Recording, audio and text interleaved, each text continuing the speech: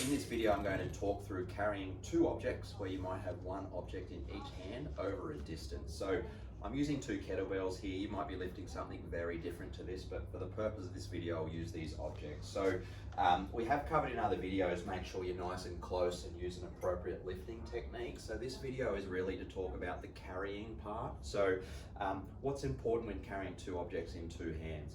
Need to be very careful that the weights are not just a dead hang off your frame. So you don't want no muscles on and carrying that because it can put strain onto your neck, shoulders, arm and spine. So you do need to be somewhat in control. You don't want to be carrying them up here. So there's a little balancing act, not hanging with no muscle activity, just having your muscles on a little bit. Make sure you've planned where you need to go. Again, is there any trip hazards, doorways or stairs? And then we're going to carry the two objects to point B.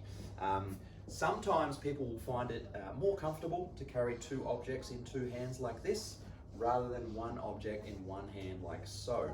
In another video we're going to talk through a unilateral or one hand carry, but test it out for yourself. You might feel more comfortable carrying two 6 kilo objects in two hands than you do carrying one 6 kilo object in one hand. So make sure that you use a safe technique to get it in your hand. Make sure you're planning where you're going and make sure they're not hanging off you. It may always be potentially better to not carry anything and use a trolley or even place these objects in a box and carry a box. That might feel better than carrying them, but if there's a time you need to carry them, use those tips which we've discussed here.